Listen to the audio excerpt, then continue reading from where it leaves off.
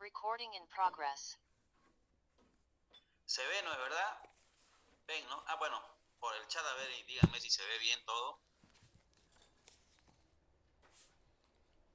Ok.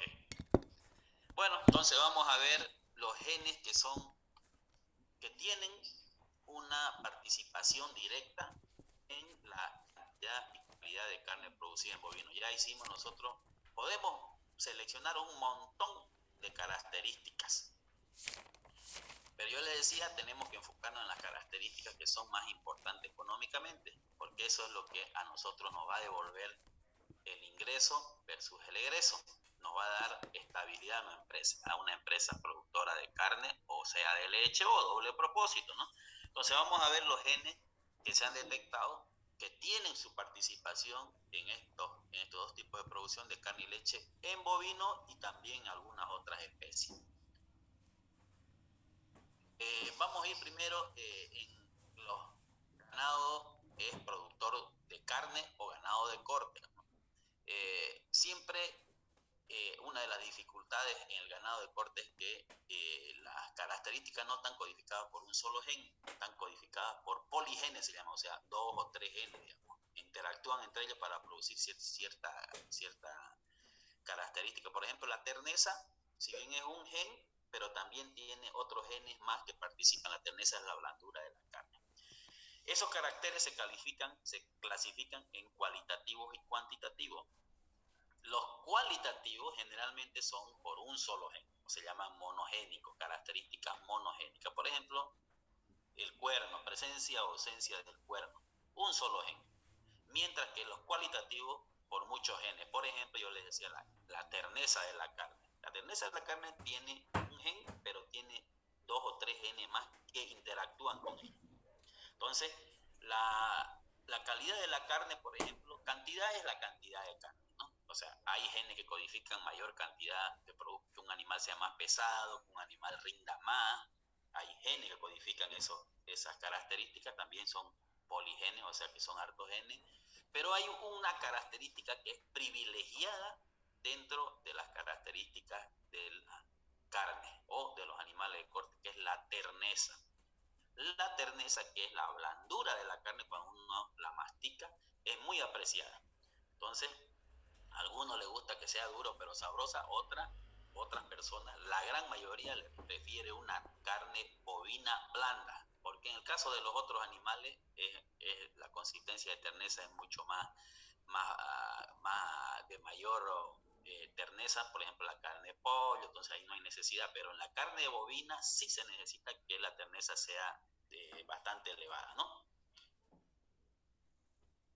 Entonces, por ejemplo, aquí tenemos una presentación donde vemos nosotros las carcasas. Estas son las carcasas. Fíjense, se está tomando aquí la temperatura para saber el periodo óptimo que tienen que tener de almacenamiento y de tiempo de almacenamiento. ¿Por qué? Porque la terneza también depende del periodo que lo tenemos almacenado y a la temperatura que tenemos almacenado para que se activen los genes que van a producir terneza de la carne.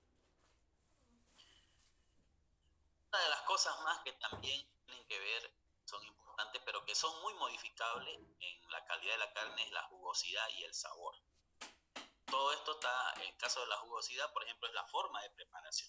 La forma de preparación de la carne influye en la jugosidad. Y el sabor depende de que nosotros le pongamos un aderezo, 2 aderezos. Entonces, por eso es que como son modificables con manejo de la carne, entonces eso no se le da mucha importancia. También otra cosa importante es la maduración o el oreo de la carne.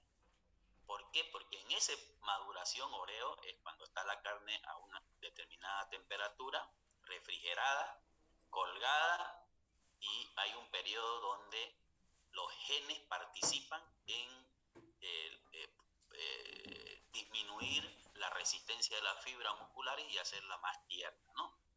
Hay unas enzimas, como les decía, que son codificadas por unas genes. Las más importantes son la calpaína y calpatatina, que lo vamos a ver aquí. Vamos a verificar algunos genes que tienen que ver con la producción de carne.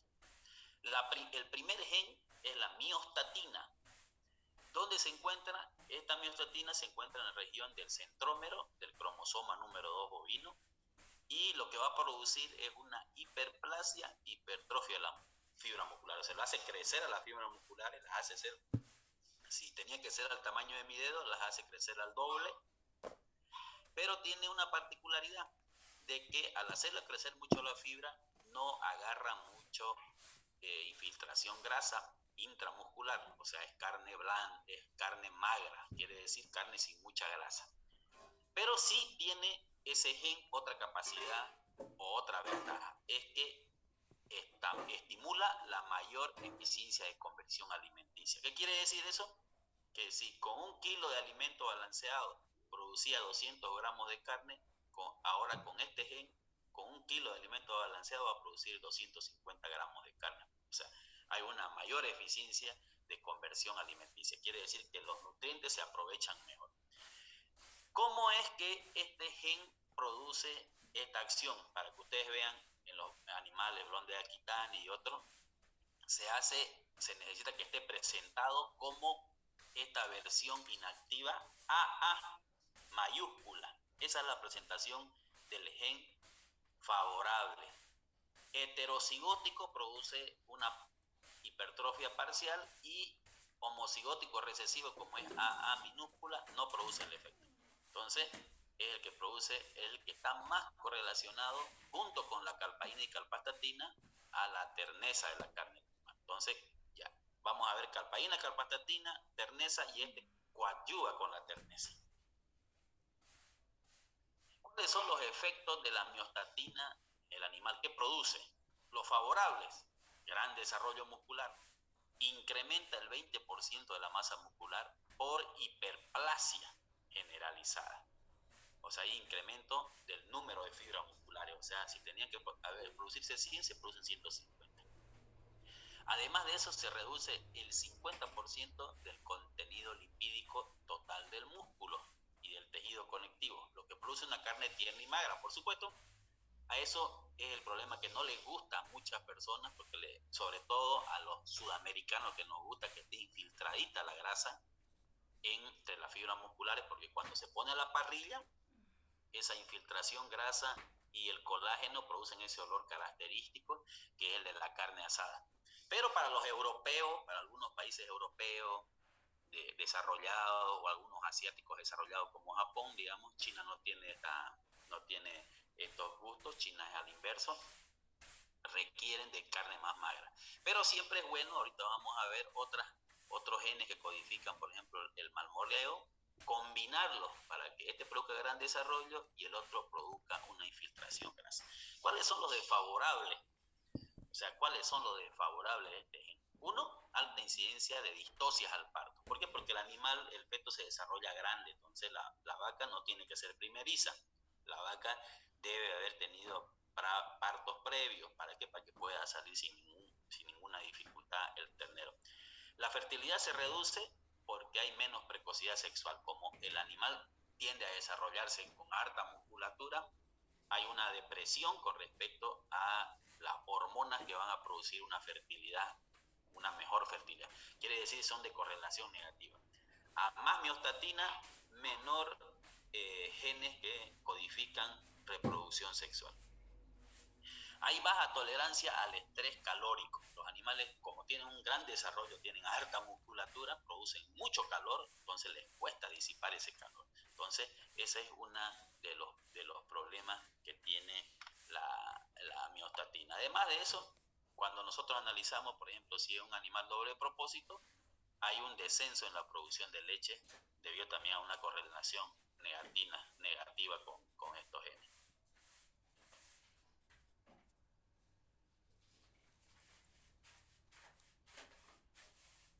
¿Dónde se presentan genes la versión favorable?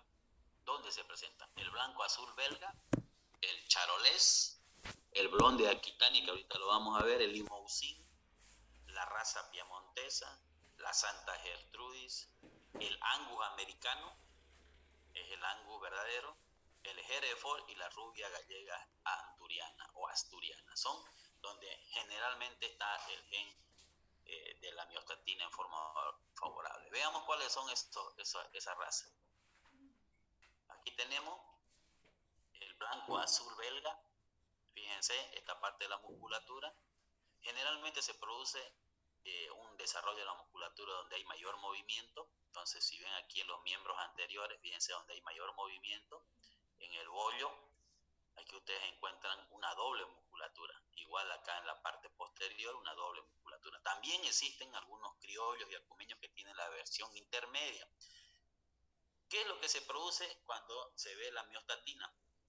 Aquí hay dos tipos, como les decía yo, de infiltración que ustedes ven acá. Por ejemplo, esta es la infiltración perimuscular. La infiltración perimuscular es aquella que la musculatura está rodeada por grasa, peri, por afuera.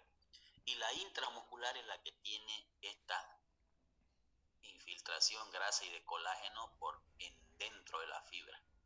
Entonces, cuando tenemos miostatina vamos a tener menor cantidad de infiltración grasa y menor cantidad de infiltración perimuscular. Entonces, menor infiltración intramuscular y menor infiltración perimuscular.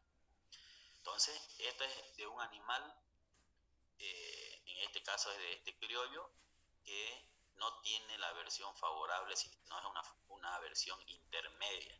Cuando es favorable, entonces ustedes van a encontrar aquí una pequeña lonja nomás de grasa y muy poquito, así como vetitas, así como esta parte de acá.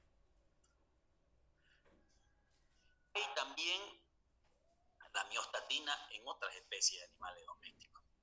Aquí tenemos, por ejemplo, no solamente, yo les decía en el plan de Aquitania, también tenemos en algunos holandos, en algunas razas de holando o de Holstein. Aquí en esta, por ejemplo, es una raza que se descubrió en, no sé si en Brasil o en Uruguay, pero tenía la miostatina. Aquí está el blanco azul belga, perdón, el blond de Aquitania.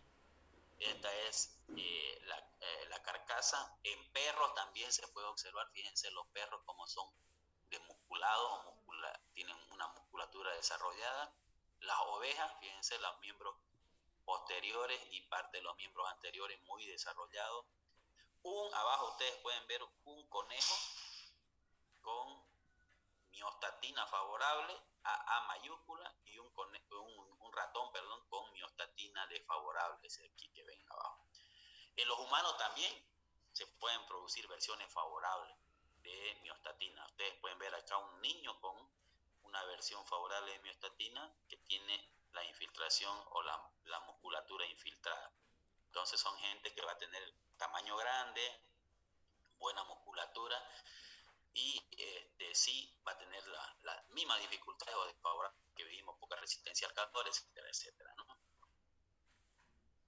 Vamos al segundo de los genes, el segundo y tercero gen que participan en la calidad de carne. Entonces la primera, la miostatina, desarrollo muscular, hipertrofia.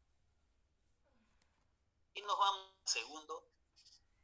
El primero de la miostatina tiene que ver con la terneza. Entonces aquí vamos a ver el complejo, se llama porque son dos genes que participan juntos, complejo se llama, o sistema calpaína-calpastatina. Estos son responsables directos de la terneza.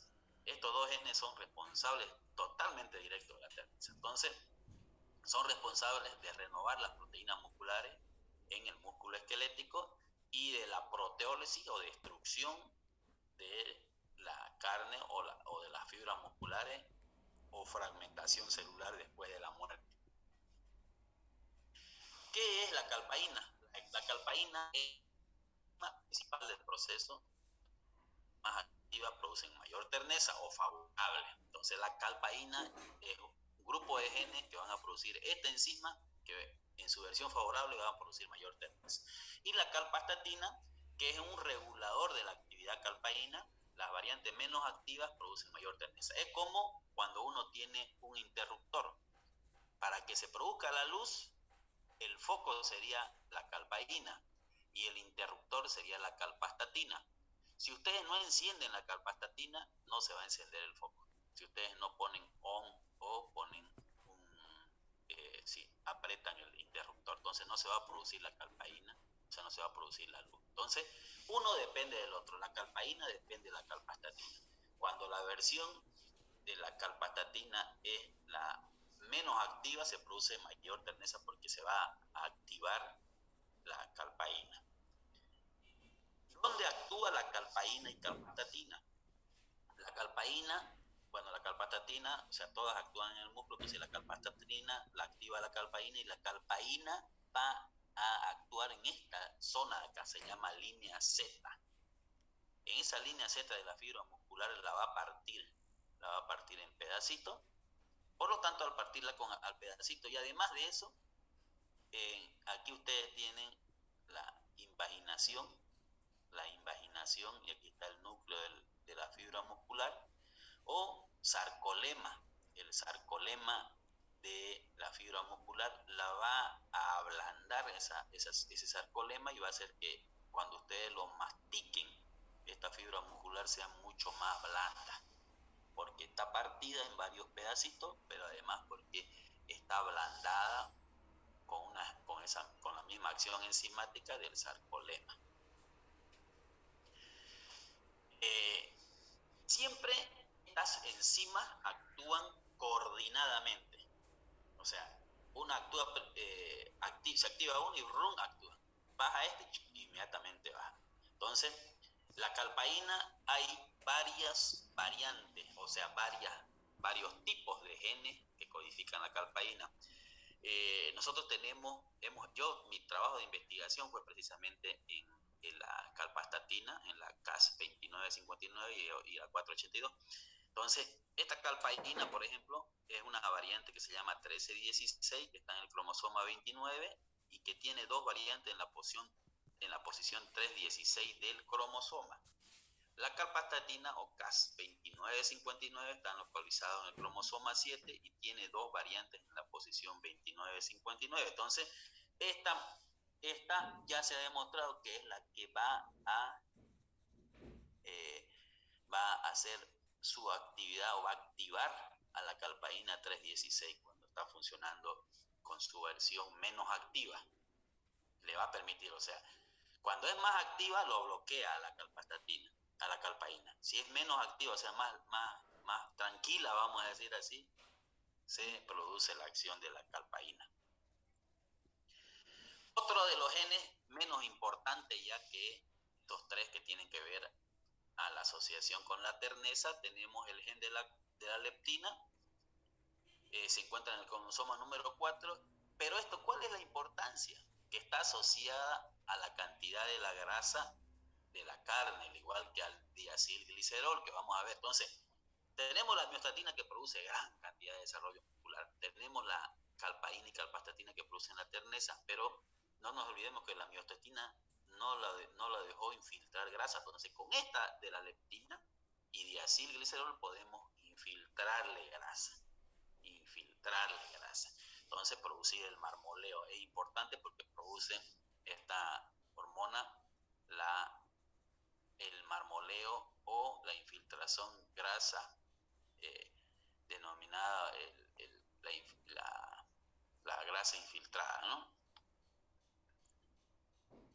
O pasamos también a otro gen que es el gen de la IGF-1, se llama factor growth, es crecimiento, y insulina. I de insulina, grow, crecimiento, y factor 1. Entonces, insuline growth factor de crecimiento de la insulina o somatomedina, que lo que hace principalmente desarrolla los tejidos, aunque está más desarrollo de ganado de carne es desarrollo de la musculatura, igual que la miostatina, le colabora la miostatina, pero está más relacionada al desarrollo de la glándula mamaria en ganado de leche. Sin embargo, yo le he puesto por acá.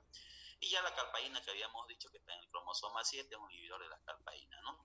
Para la tiernización. ¿Cuál es el otro gen que tiene que ver con el marmoleo? El gen de la tiroglobulina, TG. Tiroglobulina.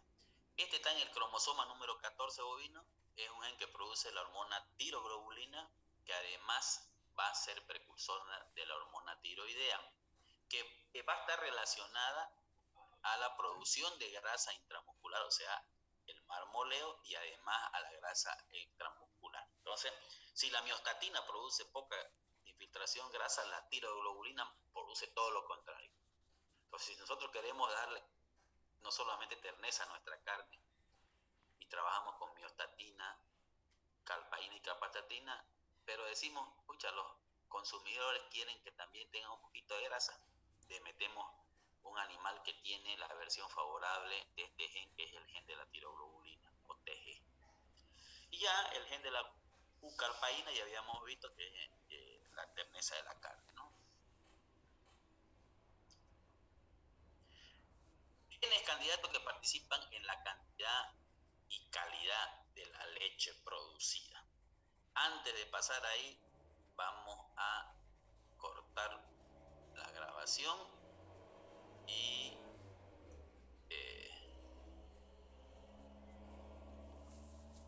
para que ustedes puedan hacer las consultas que estimen conveniente. Recording stopped. Muy bien. Listo, jóvenes. Voy a reactivar su micrófono para que ustedes puedan preguntar de los genes de producción de carne. Está totalmente habilitado el micrófono para que ustedes puedan preguntar. A ver, ¿quién se anima? Doctor, mencionó que la terneza depende del tiempo que tenemos guardado la carne. Mientras más tiempo lo tenemos guardado, ¿se pierde la terneza? Más bien aumenta la terneza, pero las condiciones de almacenaje tienen que ser particulares. Tienen que estar, lo ideal es que, o sea, la carne que se almacena no debe tener algunas bacterias para que funcionen mejor las enzimas, estas enzimas calpaína y capastatina. Entonces, a eso se le llama carne madurada. ¿Qué es lo que se hace? La terneza, además, me olvidé decirle, tiene el 50% de codificación genética. O sea, si un animal tiene alta terneza, le va a transmitir el 50% a su hijo. O sea, si son los dos carne terneza, va a ser 100%. Pero además se puede modificar, o esas enzimas o esos genes pueden trabajar mejor si es que hay ciertas condiciones de manejo. Por ejemplo, si uno le estresa al animal, la terneza va a bajar. Además de eso, si uno faenea al animal y se la cuelga la carne, debe estar entre 10 a 14 horas en condiciones de refrigeración para que se activen los genes de la terneza. Pero además de eso, pueden seguir funcionando los genes de la terneza si ustedes la envasan al vacío y la congelan. Entonces, pero tiene que ser envasada al vacío. ¿Qué quiere decir? Con una bolsa no tiene que tener aire y ustedes la meten al refrigerador. Entonces esa carne, si bien se puede fregar un poquito porque siempre hay bacterias, pero va a ser una carne altamente tierna. Esa es la carne madurada, blandita. O sea, es una carne que a los que tenemos problemas con la muela nos sirve bastante. Pero se puede. Si ustedes almacenan, va a haber tendencia a que esa carne sea más blanda si ustedes almacenan en esas condiciones. Eso es lo bueno. Yo les decía, a veces las personas que no sabían, por ejemplo, yo siempre cuento esta anécdota porque nos pasó, digamos, a nosotros cuando nos conocíamos, digamos, éramos estudiantes. Tenía un compañero que era veniano de Santa Ana y nos invitaba a su propiedad. Se llegaba en avioneta, en ese tiempo era un martirio porque esas avionetas medias parchadas por todos lados, pero llegábamos y él ordenaba que cuando nosotros estemos llegando faené en un novillo y no lo dejaban orear, y al no dejar orear la carne no era tan blanda, digamos, pese a que era novillo. Entonces lo lógico era que se faene en la tarde, vamos a suponer, y esté todo el día en oreo, y al otro día recién podamos hacer nosotros un churrasco, digamos, ¿no? ¿Por qué? Porque ese es el procedimiento normal, digamos. ¿Pregunta? Doctor. Sí. No noté muy bien cuál era la hormona que producía el gen de la leptina. ¿Leptina? ¿Sí? La leptina, sí, la leptina es un gen que produce esa hormona, la leptina. Todos los genes producen hormonas. O sea, Okay. la miostatina está codificado por un gen que es el A mayúscula, que es el que va a producir la miostatina favorable. Los otros son desfavorables, digamos, ¿no? Heterocigótico y homocigótico recesivo. Entonces, cuando hablamos gen de la leptina, quiere decir que se produce esa enzima. Cuando hablamos de diacilglicerol, se produce. La tiroglobulina se produce, digamos, los genes codifican las enzimas, ¿ya? ¿Alguna pregunta para que pasemos a la siguiente? Ya, no hay, parece. Vamos a pasar a la siguiente. Le voy a quitar el micrófono otra vez.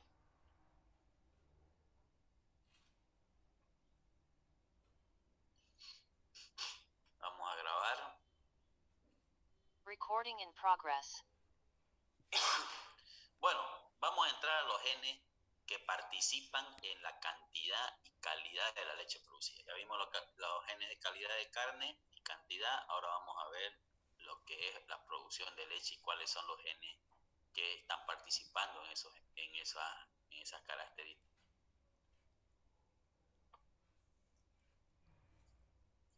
Bueno, para un poquito introducirlo en la producción de leche, generalmente la industria lechera, a excepción de estos últimos años, ha ido creciendo el 2% cada año, tanto en nuestro medio como a nivel mundial. ¿Qué se denomina la leche? La leche es el producto fresco del ordeño completo de una vaca sana, bien alimentada y en reposo, exenta de calostro. El calostro es la primera leche que se ordeña de la vaca después de que ha tenido el parto, que además debe cumplir con las características físicas, microbiológicas e higiénicas establecidas. En todas las especies la leche tiene una composición semejante, 87% de agua y 13% de material sólido. Puede variar, digamos, en vez de 87 puede tener 85, 83 y 18, pero más o menos bordea en ese porcentaje, ¿no? ¿Qué elementos contiene la leche? Están los glúcidos o azúcares, los prótidos, los lípidos, las vitaminas y minerales, y el agua, que yo le decía es el mayor componente, ¿no? Más algunas cenizas más. La composición de la leche puede verse influenciada por varios factores. Uno, la raza. Existen razas que producen una leche mucho más concentrada, por ejemplo la Jersey, hasta 5.5, hasta 7, le decía, ¿no? La edad, la etapa de lactación, el número de lactaciones, el nivel de producción, la estación del año. Por supuesto que en la estación del año donde hay mayor pastura va a haber mayor composición y producción de leche. Entonces, en general, la producción en cantidad de leche es muy variable, y la calidad, que es proteína, carbohidratos y lípidos, es hereditario. Pero se puede mejorar con algunas características que codifican algunos genes favorables a la producción de leche, que es lo que vamos a ver ahorita. El factor genético es muy importante, y el buen factor que puede hacer que se incremente la producción de leche o se mantenga ahí, ¿no? Vamos con el primero, los genes candidatos. El primer gen candidato que se descubrió hace mucho tiempo es el gen PARC-GC1A, que se encuentra en el intrón 9, en la zona donde hay timina y citosina, 1892, del cromosoma número 6. Eso es en la base molecular 143 a la 690. ¿Qué es lo que hace este gen, el que codifica el PARC-GS1A? Es un coactivador del receptor, aquí por eso se llama receptor gamma proliferador y activador de peroxisoma. Peroxisoma, proliferator, activator del gamma coactivator 1A, ¿no? Entonces ese es más o menos la identificación de este gen. ¿Qué es lo que hace? Activa unos receptores en el núcleo y que se transcriban algunos productos enzimáticos para que regule la homeostasis energética. Quiere decir que le permite al animal adaptarse a condiciones de estrés calórico y otros tipos de estrés.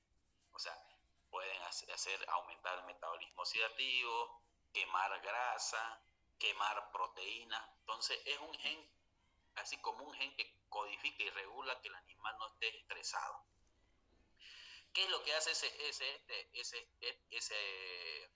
ese gen? En algunas razas, por ejemplo el caso de la Holando, le permite que ella elimine calor más fácilmente, que pueda consumir mayor cantidad de agua sin ningún problema y que pueda termorregularse a través de los pelos y de la misma temperatura de su sangre. Entonces es favorable cuando está en una versión favorable porque le permite adaptarse al animal a condiciones de alto calor, alta humedad. Entonces ese es el animal al estar adaptado a condiciones de alta humedad y alta temperatura puede producir mayor cantidad de leche.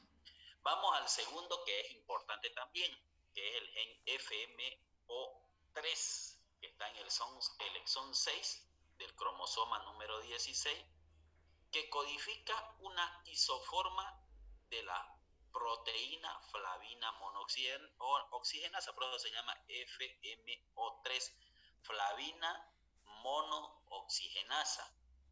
¿Qué es lo que va a hacer este gen? En la versión favorable no le va a cambiar el sabor a la leche cuando la leche es ordeñada o está en contacto con un plástico y si ha sido expuesta a los rayos solares. Si nosotros ordeñamos en el campo, vamos a suponer ordeñamos en un balde de plástico, inmediatamente deberíamos cambiarlo a un recipiente metálico. Ya han visto que ya nadie utiliza tachos de plástico. Se utiliza solamente en las personas que van a hacer queso, digamos. ¿Por qué? Porque en el tacho de plástico esta enzima o estos genes se activan y al activarse van a producir un sabor a pescado, un sabor medio raro de la leche. O cuando nosotros ordeñamos y la dejamos a los rayos solares, también los rayos solares van a activar y se va a producir un sabor a pescado. Por eso es que ya se ha normalizado la venta de leche y el ordeño no debe guardarse en material de plástico, se tiene que guardar en tachos metálicos, porque el tacho metálico no activa estos genes. Entonces, eso es fundamental por el sabor, por la palatabilidad. Te van a encontrar con un sabor que ya no es dulzón en la leche, si es que ha tenido la activación de estos genes. Vamos al tercer gen, el gen regulador de la prolactina. Este tiene que ver con la cantidad de leche producida. Está en el exón 4, en el sector donde está la adenina con la guanina, 8.398 del cromosoma número 23, y codifica una proteína de 199 aminoácidos que va a producir un desarrollo de la glándula mamaria, la conversión de ese tejido que es galactóforo en producción de leche y además de producir cantidad de proteína de la leche. El genotipo AG es el que produce mayor producción de leche, mientras que el GG produce mayor contenido de grasa. Entonces yo le decía, son de correlación negativa esto. A mayor producción de leche, menor cantidad de grasa. A menor producción de leche, mayor cantidad de grasa. Entonces, en la mayoría de las especies de bovinos productores de leche tiene este tipo de correlación. Entonces, ese es el gen regulador de la prolactina. Después está la PIT1 o PIT1. Está en el exón 6, donde hay una guanina con una adenina, o sea, hay una transversión, o sea, se cambia en el cromosoma número 1, que va a activar a 3 tipos de hormonas, la tirotropina, la prolactina y hormona del crecimiento. Entonces, junto con el gen regulador de la prolactina, trabaja la PIT1. ¿Qué es lo que tiene esta? Que está correlacionado a mayor cantidad de producción de leche. Por ejemplo, en la raza holandesa hay mayor cantidad de genes favorables de producción de leche, como es el genotipo A mayúscula. Entonces, pero tiene correlación negativa no solamente con la producción de grasa, sino con la fertilidad. A medida que aumenta la producción de leche, la fertilidad va a disminuir. O sea, porque es de correlación negativa con esos genes que van a activar la fertilidad. O sea, estrógeno, progesterona, etcétera, etcétera. Vamos a la quinta de las características codificadas por gen en producción de leche, que es la STAT5. Está en el exón 9 del cromosoma número 19 y es un mediador de la acción de la hormona GH o G, y la prolactina. Las vacas con genotipo GG mayúscula producen mayor cantidad de leche, mientras que las AA producen mayor contenido de proteína y grasa de leche. Entonces, esta tiene que ver proteína y grasa también, coordina junto con las otras hormonas y enzimas y genes para producir igual, es de correlación negativa. Aumenta la producción de leche, disminuye proteína y grasa. Después tenemos la GAT1, está en el exón 8, cromosoma 14, que es lo que va a producir, como su nombre le indica, diacilglicerol aciltransferasa. Es una hormona o una enzima que va a acilar los ácidos grasos en la síntesis de triglicéridos. Por lo tanto, la DGAT va a producir mayor cantidad de proteína, de grasa de la leche. Existen otros genes como son la leptina, ya habíamos dicho que tiene que ver con el marmoleo, también codifica para la producción de grasa de la leche. La GHR, la kappa-caseína, la beta-caseína y la alfa-caseína, S1, son proteínas que tienen que ver con la producción, vale la redundancia, de proteínas de la leche. Alfa-lactoalbúmina, la alta beta-lactoglobulina son otras que participan, pero en muy, muy pequeño porcentaje, están más influenciados por la alimentación y el manejo en este caso, ¿no? Aquí tenemos el gen de la kappa-caseína, por ejemplo, que codifica las proteínas de la leche. Yo les decía, tiene en términos medios, la leche tiene un 3.2, 3.5, puede llegar a 5.5 hasta 7, pero en promedio la mayoría tiene 3.2 a 3.5. El 80% de esas proteínas son caseínas.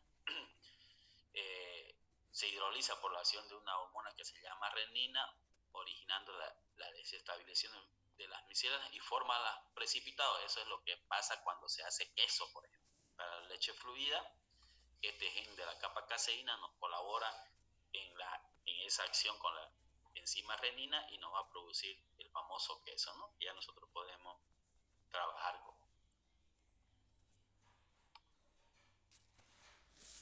Bueno, hasta ahí jóvenes, ahora sí les voy a reactivar su micrófono y ahora sí que pueden hacer las preguntas que estimen convenientes. Yo les voy a pasar después la presentación, por supuesto. Tienen el tiempo para preguntar cómo debemos hacer los cruzamientos. Sabemos qué genes tienen y cruzamos ese animal con otro. Lo cruzamos con mota natural o le traemos semen y inseminamos la vaca. Entonces, eso es lo que nosotros tenemos que verificar para que podamos nosotros trabajar para mejorar nuestra producción. A ver, ¿se reciben preguntas?